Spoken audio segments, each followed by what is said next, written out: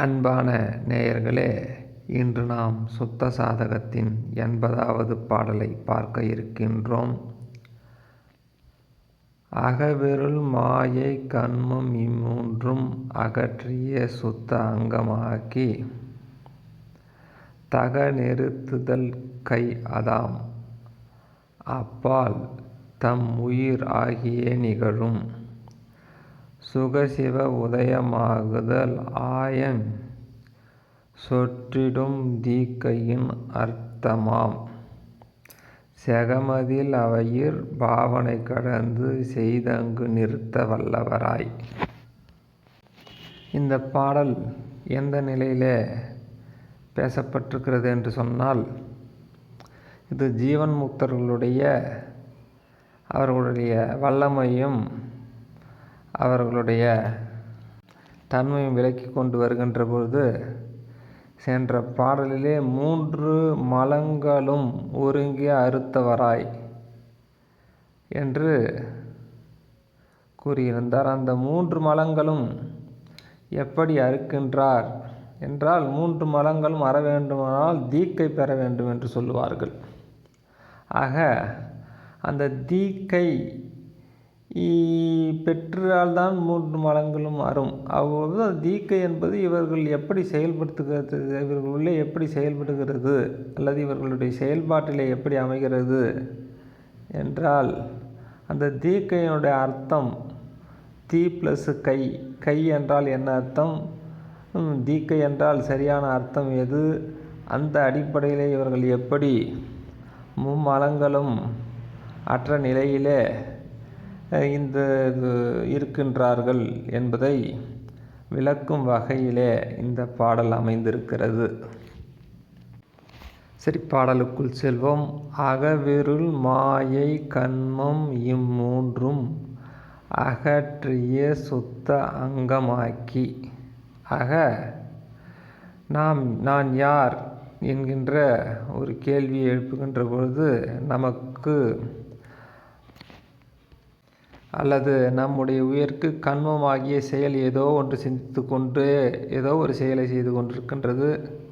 மாயை என்பது இந்த உலகத்தை படைத்து காத்து வழிநடத்தி கொண்டிருக்கின்ற இறைவனுக்கும் அந்த திருவருளுக்கும் அப்பால்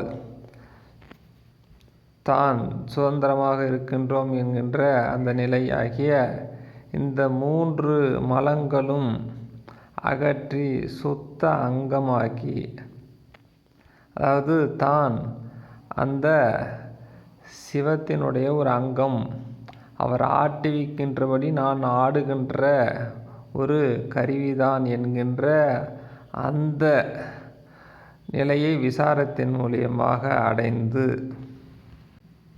ஆக அடுத்த வரி தக நிறுத்துதல் கையதாம் அப்பால் தன் உயிர் ஆகியே நிகழும். தக நிறுத்துதல் என்பது பொருந்த நிறுத்துதல். ஆக அந்த நிலையிலே நாம் பொருந்தி இருப்பது, அதுதான் நாம் என்கின்ற அந்த நிலையிலே பொருந்தியது. கை அதாம் என்பது அந்த தி கை என்கின்ற அந்த கை பதத்தினுடைய அர்த்தம் இதுதான்.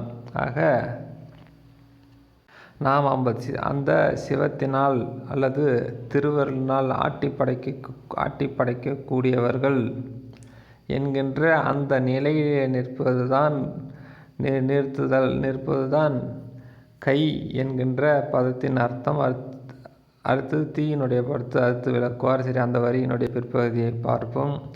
அப்பால் தன் உயிர் ஆகியே நிகழும்.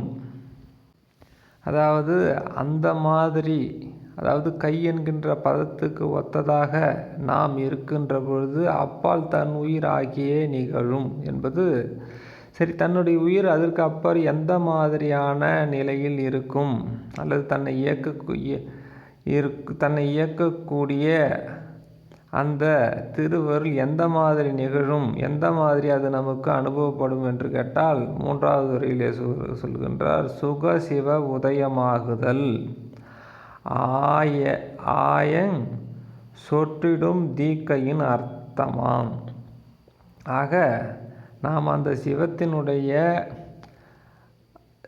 ஒரு அங்கம் அந்த சிவம் ஆட்டி படைக்கின்ற அது நம்ம இயக்கி கொண்டு நாம் இயங்குகின்ற ஒரு பொருள் மாத்திரமே தவிர நாம் சொந்தமாக நமக்கென்று எந்த சுதந்திரமும் இல்லை என்கின்ற அந்த நிலை வரும்போது அந்த சிவம் சுக சிவ உதயமாகுதல் ஆக அந்த ஆனந்தமான நிலை ஏற்படும்.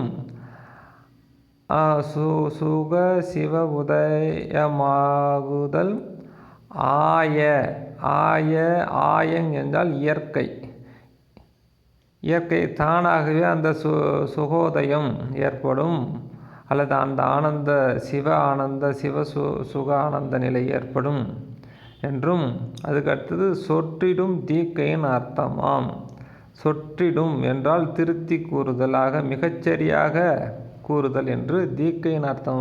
தீக்கை என்பதனுடைய அர்த்தம் என்ன என்றால் இந்த சுத்த மார்க்கத்தின் அடிப்படையிலே தீக்கை என்பது மும்மடங்களும் அற்று தான் சிவத்தினுடைய ஒரு அங்கம் ஒரு கருவி என்கின்ற அந்த நிலையிலே இருக்கும்போது ஏற்படுகின்ற ஆனந்த நிலை தான் தீக்கை. அந்த ஆனந்த நிலை அடைவது தான் தீக்கை பெற்றனுடைய இயல்பு என்கின்ற அர்த்தம் வருகிறது. சரி, அடுத்த வரி செகம் அதில் அவையிற் பாவனை கடந்து செய்தங்கு நிறுத்த வல்லவராய். ஆக மேற்சொன்ன விஷயங்களில் ஒரு பாவனையில் இல்லாமல் அதையும் கடந்து திருவருள் துணையினாலே உண்மையாகவே அவற்றை அனுபவிக்க வல்லவராய் அந்த நிலை நிறுத்த வல்லவராய் அந்த நிலையிலேயே நிற்க வல்லவராக இந்த ஜீவன் முக்தர்கள் இருக்கின்றார்கள். ஆக இந்த பாடலின் ஒட்டுமொத்தமான அர்த்தம் தீக்கை என்பதின் பொருள் என்ன என்று சுத்த மார்க்கத்தின் அடிப்படையிலே சென்று அனுபவிக்கின்ற அந்த சிவானுபவத்தை அனுபவிக்கின்ற அந்த ஜீவன் முக்தர்கள் வல்லமை பெற்றவர்களாக இருக்கின்றார்கள். அவர்கள் அந்த தீக்கைக்கு எவ்வாறு அர்த்தம் கொள்கிறார்கள் என்ற கேள்வி எழுப்பும் பொழுது அவர் தீ ப்ளஸ் கையிலே கை என்பது 3 மலங்களும் அற்ற சிவத்தினுடைய அங்கம் ஆகிய அங்கம்தான் நான் என்கின்ற அந்த அர்த்தத்தையும் அதற்கு அப்பால் அந்த நிலைக்கு அப்பால் ஏற்படுகின்ற இயற்கையான சுகோதயம்தான் தீ ஆகிய இரண்டும் சேர்ந்த நிலை தீக்கை. ஆக அந்த சுகோதயத்திலேயே நிற்பதுதான் தீக்கை என்றும், ஆக ஒரு பாவனையாக நான் 3 மலங்கள் ஆணவம் கண்மம் மாயை எல்லாம் கடந்து இருக்கின்றேன் என்கின்ற அந்த பாவனையை கடந்து திருவருளின் துணையினாலே உண்மையாகவே அந்த 3 மலங்களையும் அறுக்க வல்லவராக இந்த ஜீவன் முக்தர்கள் இருக்கின்றார்கள் என்கின்ற இந்த கருத்தை கூற வருகிறது. மீண்டும் அடுத்த பாடலில் பார்ப்போம். நன்றி, வணக்கம்.